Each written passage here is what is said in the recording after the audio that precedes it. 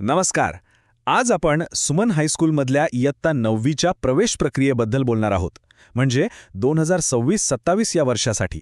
चला तर ही सगळी प्रोसेस एकदम सोप्या भाषेत समजून घेऊया. बरं, तर हे बघा, हे आहे शाळेचं ऑफिशियल नोटीस. अर्ज करणाऱ्यांसाठी जी काही माहिती लागते ना, ती सगळीच्या सगळी यात आहे. आपण काय करणार आहोत, तर यातली प्रत्येक गोष्ट स्टेप बाय स्टेप समजून घेणार आहोत, म्हणजे फॉर्म भरताना काहीच अडचणी यायला नको. आपला उद्देश एकदम क्लिअर आहे. हे जे काही ऑफिशियल भाषेतलं पत्रक आहे ना, त्याला आपण सोप्या, समजेल असा स्टेप्समध्ये तोडणार आहोत, जेणेकरून ॲडमिशनची प्रक्रिया एकदम सोपी होऊन जाईल. ओके, तर सगळ्यात पहिली आणि महत्त्वाची गोष्ट, अर्ज करण्याच्या आधी हे तर तपासायला हवं की ही नोटीस नक्की कोणासाठी आहे, म्हणजे कोण अर्ज करू शकतं. चला तर मग बघूया यासाठी काय काय अटी आहेत. तर सगळ्यात महत्त्वाचा मुद्दा, ही ॲडमिशन प्रोसेस फक्त आणि फक्त अशा विद्यार्थ्यांसाठी आहे जे सुरत महानगरपालिकेच्या शाळांमधून 8वी पास झाले आहेत. आणि हो, सिलेक्शन कसं होणार, तर 8वीच्या मार्कांवर, म्हणजे मेरिटनुसार. ठीक आहे, पात्रता तर समजली. आता वळूया प्रत्यक्ष कामाकडे, म्हणजे ॲडमिशन फॉर्म मिळवण्याकडे. हे बघा, फॉर्म मिळवण्यासाठी वेळ आणि तारखा फार कमी आहेत. 1 मे ते 6 मे, आणि तेही सकाळी 8 ते 11 याच वेळेत. त्यामुळे ह्या तारखा आणि वेळ लगेच कुठेतरी लिहून ठेवा, नाही तर कॅलेंडरमध्ये मार्क करून टाका. आणि हो, या फॉर्मसाठी फक्त 10 रुपये फी आहे. चला, समजा आता फॉर्म हातात आलाय, मग पुढची सगळ्यात महत्त्वाची पायरी कोणती, तर तो वेळेत जमा करणं. आता हे वेळापत्रक नीट बघा. फॉर्म मिळवण्यासाठी 1 ते 6 मे सकाळी 8 ते 11 पर्यंत वेळ आहे, आणि अर्ज जमा करायची शेवटची तारीख आहे 6 मे सकाळी 11 वाजेपर्यंत. म्हणजे ज्या दिवशी फॉर्म मिळणं बंद होईल, त्याच दिवशी 11 वाजता जमा करणंही बंद होईल. त्यामुळे अजिबात शेवटच्या मिनिटाची वाट बघू नका. आता फॉर्मसोबत काही डॉक्युमेंट्सच्या झेरॉक्स कॉपी जोडायच्या आहेत.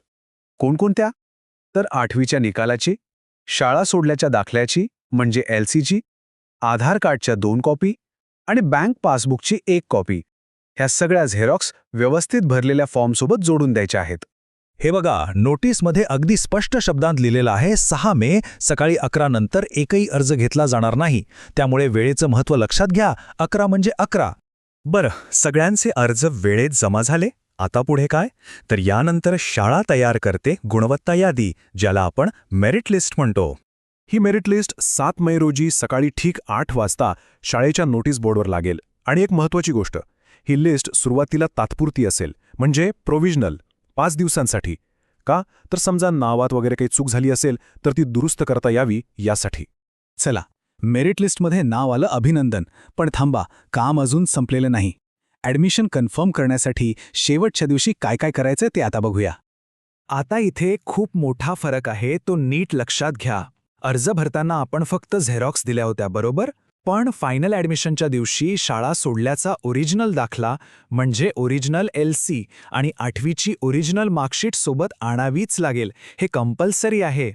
आणि हो, ॲडमिशन पक्क करण्यासाठी शेवटची 5 रुपयांची फी भरावी लागेल. ही बघा फायनल चेकलिस्ट.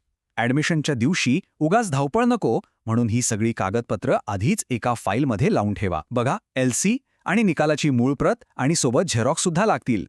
आधार कार्ड आणि बँक पासबुकची फक्त झेरॉक्स, आणि जर अपंगत्व प्रमाणपत्र असेल तर त्याच्या 2 कॉपी लागतील.